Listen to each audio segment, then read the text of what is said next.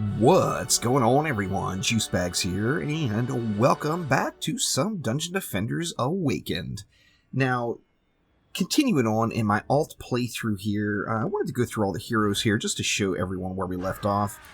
We've got some harpoons and some squire walls going. On the squire, we're sitting at 6 fort, 20 power, 26 range. On the huntress, we're going right into the traps, obviously. Fortify and power is our main focus there. The apprentice, if you remember last map, switched the apprentice over to full-on DPS. I think I'm just going to hang with that for this next run here.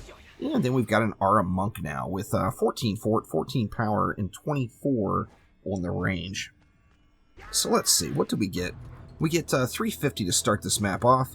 Let's just go ahead and wall it everywhere and then see what we have left.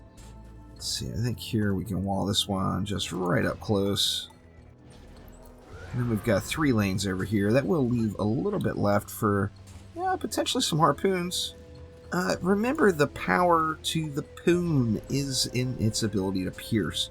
So harpoons are super strong as long as they are hitting enemies in a straight line, ideally, on the same elevation. That way the harpoon can pierce through the entire pack of enemies.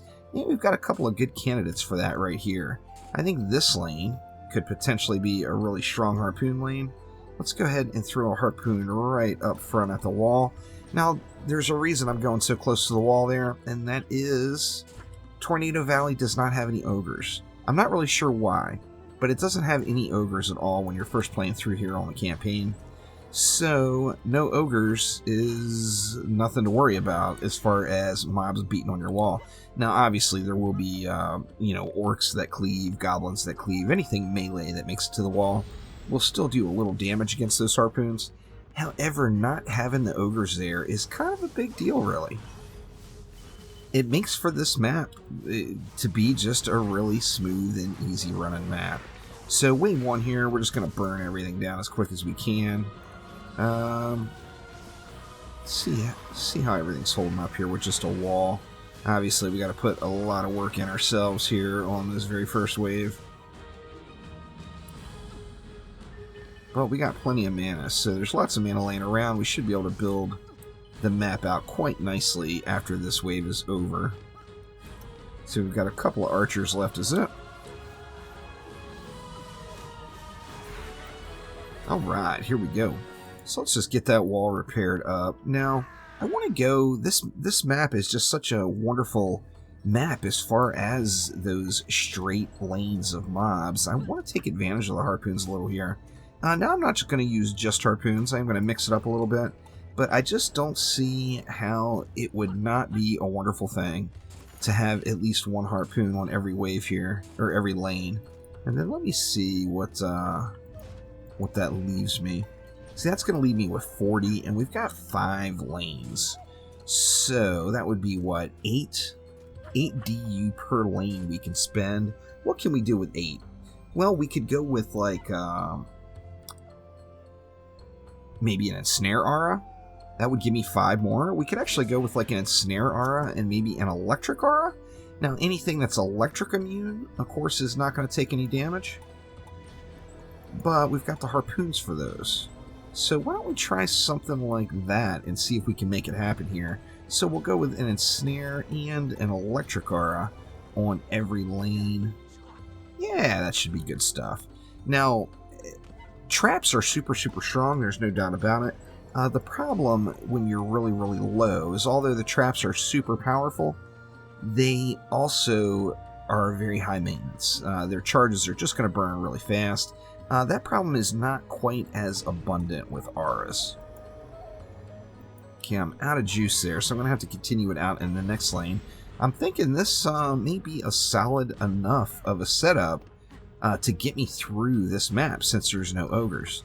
Now, this map is really just, it's the intro map for Act 2, so it's a stepping stone into the other maps, and we should be able to blaze through this one without any problem. I am going to contribute quite a bit here. I figure I have an actual DPS hero set up here in the Apprentice. I don't see why I would not take advantage of that.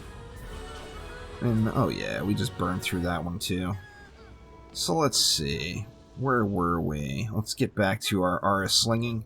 We've got, what, an electric aura to go here still. And then that's going to leave me the 8. The 8 would allow for, you know, one more ensnare and an electric aura. Now, once again, any of the mobs that come out that are immune to the electric damage, they're just not going to take any damage. That's just how it is. But not enough DU to get any strength drains down. And let's throw an upgrade on our electric auras and our harpoons wherever we can throughout the map here. Only 170 left. I don't see any more mana sitting really. So let's go ahead and just go right into that electric aura, and we'll continue with the upgrades here after wave 3. Hopefully we get some nice loot here. Definitely due for a few upgrades. I did get a few pieces on the last map. Starting to get a little bit more decked out in greens. I do have a few gray items still equipped, but I think, well, certainly before I finish Act 2, I'll be full greens on every hero, and then I can toggle the green items off of that loot filter and not have the auto loot picking up the green meanies. See, 77 mobs left. Anything getting pushed? Nothing at all is getting pushed yet. So let's see. Let's just continue on our upgrade train here. Get everything all fat and juicy. We still need a harpoon here. Did I get this one already? No, still need an upgrade there as well. Now that we're in a position where it's pretty much all that's left is just upgrading stuff, I think we're going to be in pretty darn good shape. Let's see, what do I have? I have 600 here. That's enough to do, what, a couple of electric auras? One more time. Actually, I can do all 3 of these on this side. Is there enough mana left for another upgrade over here? We will have to see. There's a little land. I'm not sure it's going to be enough, though. Not quite enough for an upgrade over here, so I'm just going to sit on this 175 and just get wave 4 flowing here. Now, since this is my weak side now, as far as upgrades go, I'm just going to go ahead and put a little work in. You see we've got the mages coming out now, so you want to prioritize killing those guys. They're going to heal packs of enemies and just cause all sorts of little bits of nastiness to pop up on you. So, nothing wrong with killing those mages, that is for sure. And we can go ahead and get this electric aura up. I have to collect a little bit more before we can do another upgrade. Actually, there we go. We got it already. Let's hit this one as well.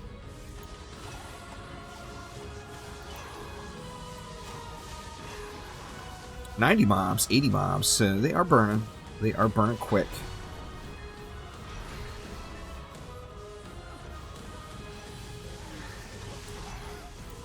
How we doing over there?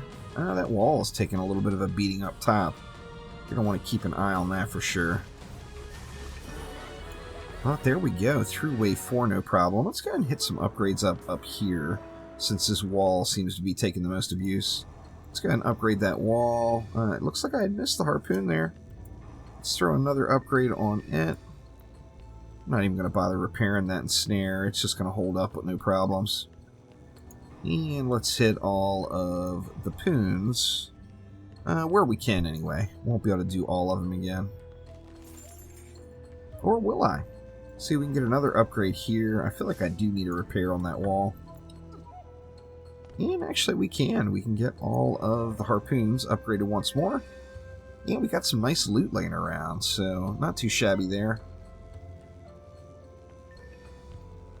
Should be pretty decked out in greens really, really quick. I mean, there's just tons of them from this map alone.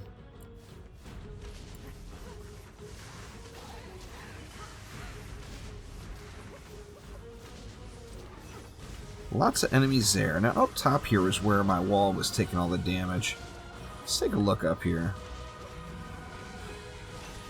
I wonder, was Kobold something to do with that?